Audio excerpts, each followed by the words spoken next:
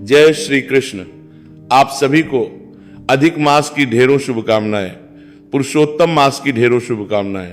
प्रिय भक्तों, पुरुषोत्तम मास आरंभ होने जा रहा है। पिछले वीडियो में हमने आपको बताया था 33 दान के विषय में कि 33 दान, 33 वस्तुओं का जो दान है वो कैसे करना चाहिए। 33 इंटू 33 होना चाहिए, अर्थात 33 वस्तुएं 33 की संख्या में होने चाहिए। ये केवल 33 भी कर सकते हैं। और इस पर बहुत सारे कमेंट आपके हमें प्राप्त हुए। हमारे पास कमेंट के माध्यम से भी आपने बहुत सारे प्रश्न पूछे हैं। सबसे अधिक प्रश्न है वो दीपदान को लेके है, क्योंकि दीपदान के बारे में हमने विस्तार से कोई वीडियो नहीं बनाया था। तो आज इस वीडियो के माध्यम से हम आपको बताएंगे कि अधिक मास दिन नीनी के वीडियो नहीं बनाया था और आपको क्या करने करेगा। आपका मुझे लगता है पुरुषोत्तम मास जिसे कहते हैं, मलमास भी जिसे कहते हैं, इस अधिक मास में दीपदान का क्या महत्व है, दीपदान करना कैसे चाहिए, दीपदान करना कहां पे चाहिए और कितने दियों का दीपदान करना चाहिए। इसमें एक विशेष रूप से 33 दियों का दीपदान भी है।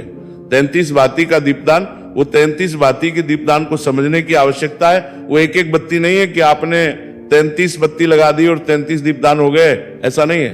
उस नियम को लोग समझते नहीं है और इसी कारण से उस नियम का पूर्ण लाभ लोग ले नहीं पाते हैं, उसका संपूर्ण पुण्य प्राप्त नहीं हो पाता है। क्योंकि 33 दिए जलाने का कोई नियम होता नहीं है।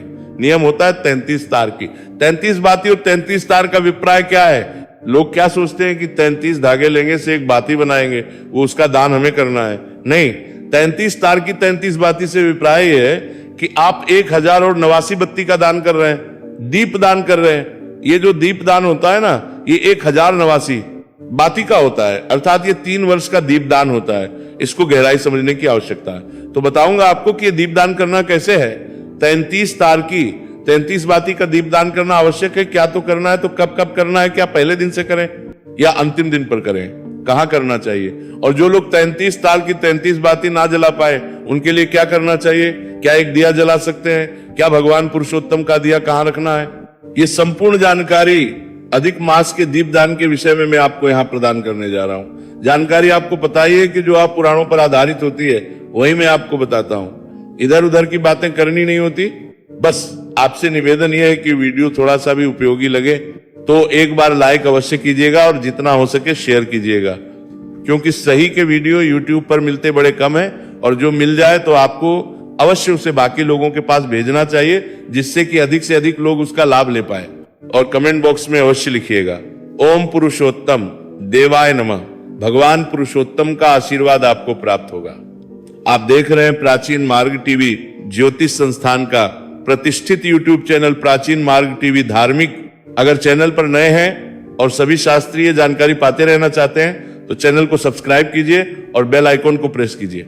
आइए बात करते हैं अधिक मास, पुरुषोत्तम मास के दीपदान की। प्रिय भक्तों, अधिक मास में जिस प्रकार से 33 वस्तुओं के दान की महिमा है, उसी प्रकार से अधिक मास में दीपदान के नियम की बड़ी महिमा है। दीपदान का नियम प्रत्येक मनुष्य को लेना चाहिए। इसमें सबसे अधिक महत्वपूर्ण जो नियम है दीपदान में, वो है 33 वाती का, 33 तार की 33 वाती का। इसको मैं आपको समझाऊं कि ये कैसे होना चाहिए और कैसे आप इसको करें। उससे पहले आपको बता दूं कि जो लोग 33 तारीख के 33 बाती का दीपदान ना कर पाए, उनके लिए कुछ और भी उपाय है। और जो पूरे मास में, पूरे महीने में अधिक मास में दीपदान ना कर पाए, उनके लिए भी अलग से कुछ उपाय है कि केवल कुछ ही दिनों में संपूर्ण अधिक मास दीपदान का पुण्य फल आप कैसे प्राप्त कर सकते हैं। कब, कौन सा वो दिन है जब आप दीपदान करेंगे तो आपको पूरे पुरुषोत्तम मास का पुण्य फल प्राप्त होगा। इसके विषय में आपको आगे बताऊंगा। अब बात करते हैं 33 दिए के दीपदान की। भक्तों, 33 तार के 33 बाती का दीपदान आप सभी ने सुना होगा। आप में से बहुत सी हमारी माताएं बहनें वर्षों से उसको कर भी रही होगी।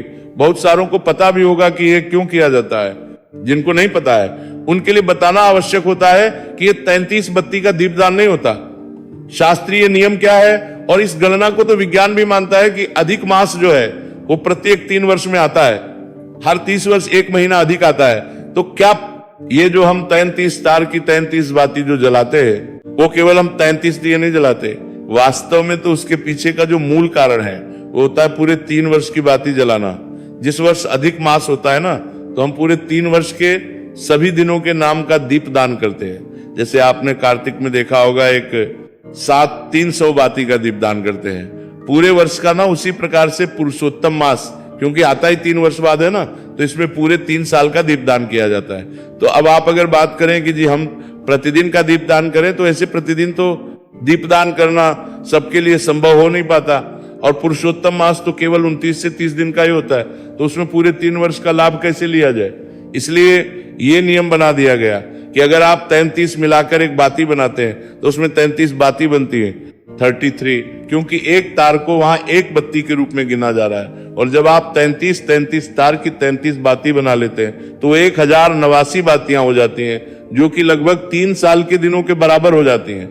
अब यहां पर ये बाती बनाए कैसे, ये बड़ा प्रश्न आता है। देखिए, आप इस बाती कच्चे सूत से बना सकते हैं? मेरे पास बहुत प्रश्न आए, पंडित जी क्या मौली से दीपदान किया जा सकता है, बाती बनाई जा सकती है क्या? हाँ, मौली से भी आप बाती बना सकते हैं। अब उसको गिने कैसे? सूत ला रहे हैं तो सूत को देखिए कि कितने तार का वह सूत है, और उसी प्रकार से मौली से अगर बना रहे हैं तो मौली कोई धागे देखिए कि मौली में कितने धागे हैं, कितने तार हैं, और उसके अनुसार उसको गुणा भाग कर लीजिए। गुणा भाग कैसे कर लीजिए? मान लीजिए कि आपके पास जो सूत है उसमें 11 तार है, गिनिए उसमें 11 तार है। अगर उसमें 11 तार है तो आप ऐसा कीजिए कि 1090 को 11 से डिवाइड कर दीजिए, भाग दे लीजिए, तो बत्ती अगर आप बना लेंगे इस धागे से जिसमें 11 तार है, तो वो भी उतनी ही बाती का पुण्य देगा जितना 33 तार की 33 बाती का। ये दूसरा तरीका ये है कि 11 तार है इसमें, तो इसको 3 बार लपेटिए, 33 तार हो जाएंगे, और उसके बाद बाती के रूप में इसको काट लीजिए, और इस प्रकार से ये पूरे 3 वर्ष की बत्ती बनके आपकी तैयार हो जाती है। 1090 बत्तियां आपके लगभग बनके तैयार हो जाती है उनका। जब आप दीपदान करेंगे तो ये पुरुषोत्तम मास का श्रेष्ठतम दीपदान होगा। अब यहाँ पे अधिक आ रहा है, पंडित जी ये 33 दिए बन रहे हैं और दिन तो 30 ही होते हैं, तो क्या किया जाए? तो इसकी आप शुरुआत करेंगे प्रतिदिन एक दिन से। आपने 33 बाती का एक दीपक प्रतिदिन जलाना है।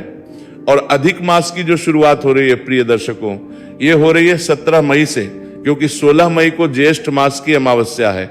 और अधिक मास का नियम यह है कि जिस भी महीने में अधिक मास होता है उसकी शुरुआत उस महीने के शुक्ल पक्ष से होती है। इसीलिए क्योंकि पहले आता है कृष्ण, तो पहले 15 दिन जो थे वो शुद्ध ज्येष्ठ मास के थे। उसके बाद जैसे ही शुक्ल पक्ष की शुरुआत हुई, प्रतिपदा अर्थात 17 तारीख से अधिक ज्येष्ठ आरंभ हो गया, और अधिक ज्येष्ठ जो है ये पूरे 30 दिन का रहेगा, इसका समापन होगा 15 जून को। ये 30 दिन अधिक मास के होंगे, और उसके बाद पुनः शुद्ध ज्येष्ठ के अंतिम 15 दिन शुक्ल पक्ष के आएंगे।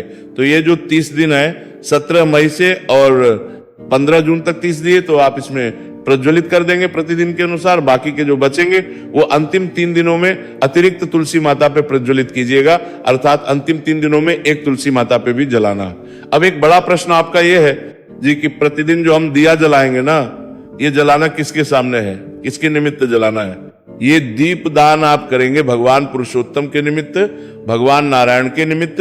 ये दीप दान आप करेंगे वासुदेव कृष्ण के निमित्त, ये दीप दान करेंगे। तो आपके अगर भगवान पुरुषोत्तम की कोई प्रतिमा है तो उनके सामने ये दीप दान कीजिए, अन्यथा भगवान पुरुषोत्तम का ध्यान करते हुए अपने मंदिर में ये दीप दान कीजिएगा। 17 तारीख से आरंभ कर दीजिएगा, और अंतिम के 3 दिनों में तुलसी माता पर भी जलाना आरंभ कीजिएगा।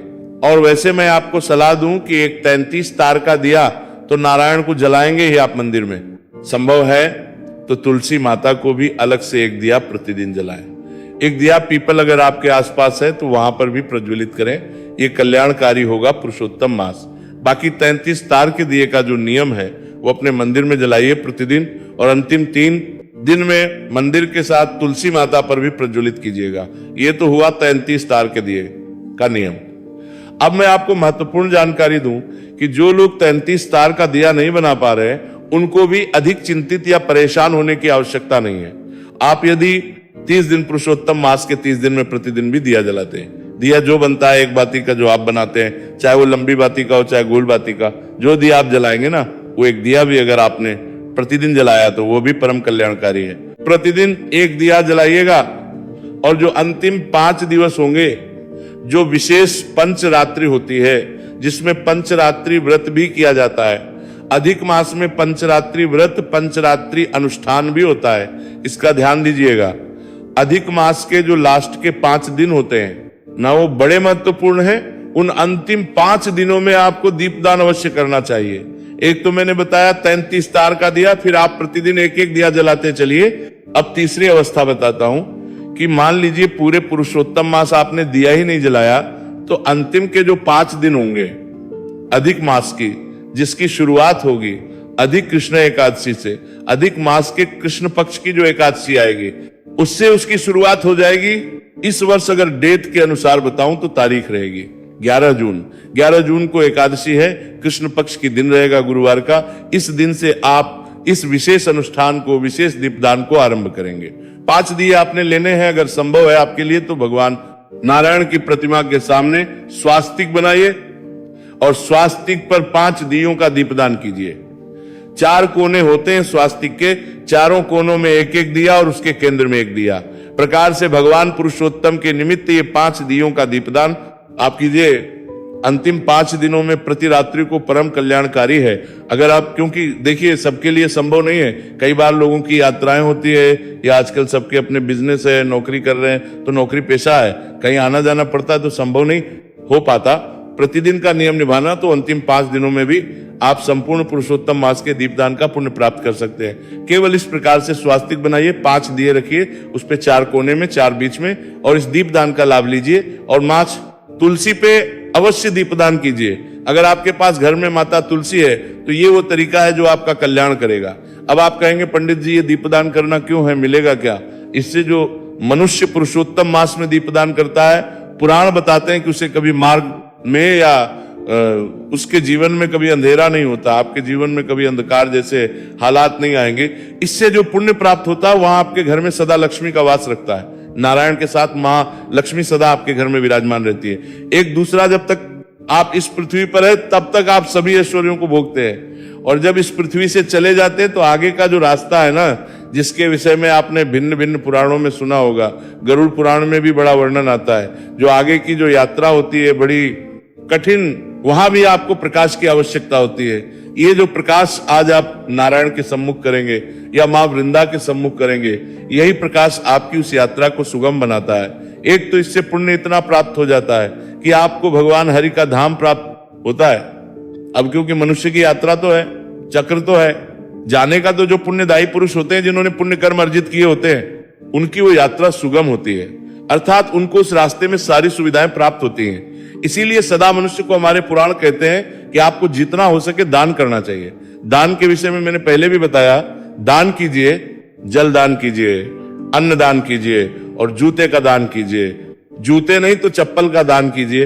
ये सब दान आपके लिए कल्याणकारी हैं, ये दान पुण्य प्रदान करते हैं। एक क्रम। दूसरा, जब मनुष्य की अंतिम यात्रा चल रही होती है उस समय आगे की यात्रा में ये मनुष्य को प्राप्त होते हैं। ये सभी सुविधाएं मनुष्य को प्राप्त होती हैं, और जिन्होंने ये दान नहीं किए होते वो बड़े ही कठिनता के साथ उस मार्ग को पार कर पाते हैं। उसके 2 कारण, एक तो उनके पास पुण्य नहीं है, इसलिए वैसे ही उनका वो मार्ग बड़ा पीड़ादायी होता है, ऊपर से उन्होंने ये दान न करने के कारण इसी प्रकार की सुविधा भी उन्हें प्राप्त नहीं होती।